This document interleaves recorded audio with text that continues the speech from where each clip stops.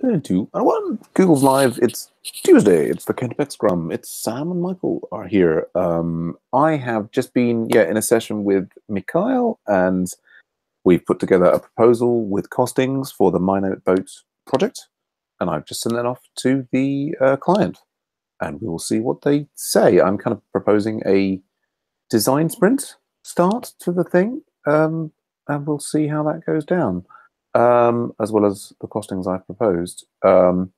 Before that, I was I've got the deep learning. I've got the vectorized loss working, and I'm having trouble with the vectorized gradient in that I'm trying to create a matrix of zeros and ones with ones where all the correct class things are, and each time I do it, that's just not working. So that's annoying. Before that, I was pairing with Sigu on setting up a Jitsi server, and we've got various things working, but it's still not finally working. So we overcame various problems and learned a lot, but we still don't have the our own Jitsi server set up, which is a shame. Also, I've now got Microsoft Access from Office 365, latest version, installed on my machine, on my PC. So the problems that the Anti-Power Society are, how I will potentially tomorrow be able to replicate their bugs and hopefully fix them. So that's some sort of progress. That's about the size of things for me. How are things going with you, Michael? Good. So I'm just watching the Stanford lecture 4. Mm-hmm. Trying to follow along with that. Cool. Yeah. Anything else going on? Not right now, no. But so you're having trouble with the gradient? Well, I'm having right now, I am annoyingly stuck. I've basically in NumPy, so NumPy set array values based on indices. I'm not sure there's a moment on my last thing, but non-function set elements read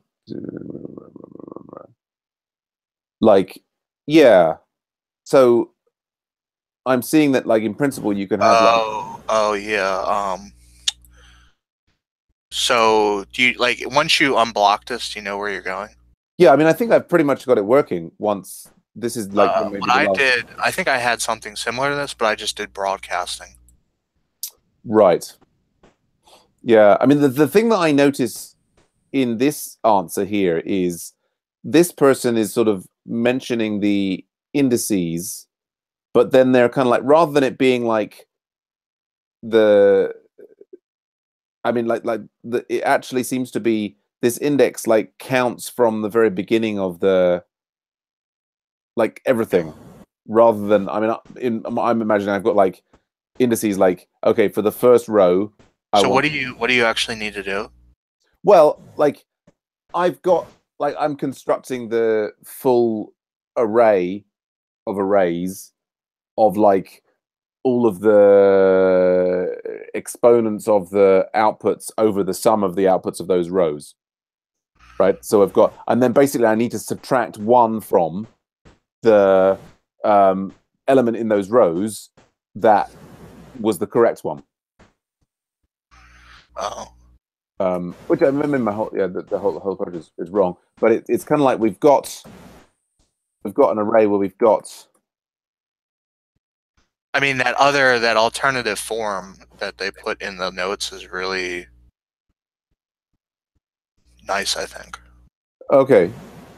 It's just a sum. Right. If you look at it doesn't involve any. You take care of the fact that it's the correct class or not, in the one. Oh, in the second term, the first term of it. Yeah. Yeah. Okay. Well, so maybe you don't have to do all that manipulation. Yeah. Well, yeah. Well, I mean, that's another way to go. I mean, it feels like though there should be. So if we've got you've got like a nested array like this, right? That if you then have a set of indices like 1, 2, and like 3, that you should be able to say, I want to set, this the first element of this row and the second element of this row and the third element of this row to something. Do you know what I mean? Right, and that's what. So what you like when I like all the different ways that I'm if I have like this, right, and I then do things like this, right, it ends up giving me the array like this, and it just like sets the first line all to ones. No, so what you need to do is array X range and then the number of rows.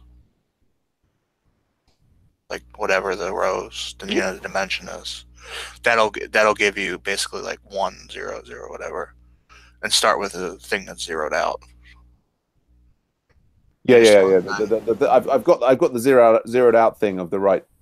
So if ARR is the right dimension zeroed out, then that should give you the value. Something like that, like shape 0 or whatever. Yeah. Right. That feels like we did that in the first, like the previous one. That should do it. Yeah. Oh god, I was just to look back at the previous. Right, and then that one should. Okay, so maybe that's it. I mean, it's pretty straightforward. Even with the formulation that I've currently got, it's just this one step. Did we do that in the I think so. Previous vectorization? We did. I remember doing that. And we did that in order to set various. Oh, that's ridiculous if I've done it already. Anyway, yeah, thank you. That hopefully I'll get that fixed tomorrow. Or I'll even do it. Might do it now. Let's see. Yeah, and so it's really easy. I said I just looked at. I know you don't like the matrix form, like the formula form, but that's what I looked at and just was like, oh. Yeah, I'm not sure what you mean when you say that. The matrix form, the formula form. The formula of the matrix, like the sigma of it. Right. And then I thought about like what the dimensions of the different things would be. Yeah. Yeah, I mean, do you mean the same? Like, I mean, I take the different form that's maybe easier to work with. Is that what you mean when you say the matrix form? No. I mean, I took the form of matrix multiplication, and like when I figured it out, I just looked at the formula for matrix multiplication. You know that formula where it's like, I guess you don't know what I mean. Well, I'm starting formula for matrix.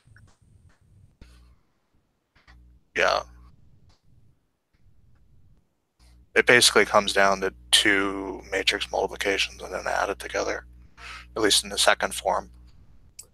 Yeah, I mean, it's pretty much that in the form that I'm going for. But anyway, we can compare them on Thursday, and hopefully I've got mine working, and then we'll see. Cool. Yeah, and so I've got the API thing. Is now there's no null users in there. Oh, cool.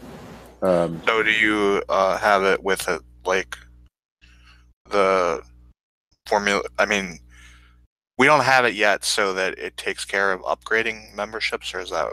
Yeah, it does. It does. So when somebody switches their membership, it tracks it now. Yeah, it leaves a subscript. That's like basically users have many subscriptions. Okay. And so now when somebody changes from one subscription to another, it basically sets the ended at variable. And then it creates a new one. And it creates a new one, and the started at is from that same date. And then so roughly, basically, we now kind of have a good record of people's subscriptions? Yes. So yeah, it's set up to track them properly. It's and I've been going through adjusting, updating the old legacy. So correct, because the way that it worked before was, like someone was on premium and they upgraded the premium mob, and it just sort of changed that subscription in place. But yeah, so I've been working through and trying to fix all those old. Basically looking at all the old dates, and so I haven't completely finished that. I've done most of it, but I have removed all of the, erroneous data, and yeah, so it's definitely a good source of data to work from, and it's in the form that it needs to be. So yeah, but yeah, I'm not going to be around next week. It's my kids are off school again, and I promised my wife that I'm going to work on the house. So so maybe the week after we can get something. Well, or yeah, we kind of, the system regularly suggests people who've already upgraded to premium at the moment. So it would be great to have it consuming that new data so that it could make predictions that weren't for people who had already upgraded. Are there for anybody? So has it actually helped you get anyone lately, or in the last couple months? Not in the last couple of weeks. It continues to help me start getting conversations with people. We haven't had anybody sign up directly through that since the break, but not in the last month. Since Christmas. Yeah. Okay. But that, it would be looking at it. What I would like to do is say, is adjust it so that it was only predicting people who haven't already upgraded. Doing so off the latest data, and then I'd like to hook it up automatically so that it basically sends out, email offers to people, but then, they have an option to say, I don't want to receive any more of these, and then it won't spam them. Right. Is what I'd like to sort of hook it up so that it becomes almost completely automatic. And then maybe so it also doesn't send it out every week to the same person. Right. Like it would have a record of that, and maybe only retry after a couple of months. Or that wouldn't all be an R, right? Obviously. No. I think that would be side would be something else. Well, and presumably we could make that an incoming API endpoint on the Website One app. That R could hit. Right. Exactly. Once a week or whatever. Yeah. Yeah. And then we'd have a task run. Yeah. I think so. Yeah. So we started a React front end potentially for the main Website One, and so I imagine over time, having the Rails do more and more just APIs, and then React talks to those. Mm-hmm. Cool. And then maybe we could have a thing where we would have a front end.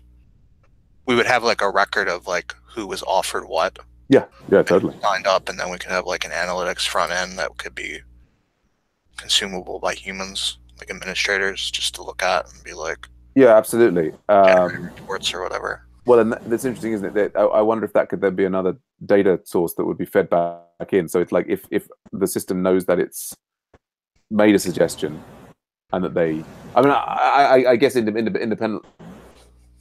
It is other data points. There are. You're getting into reinforcement learning, yeah.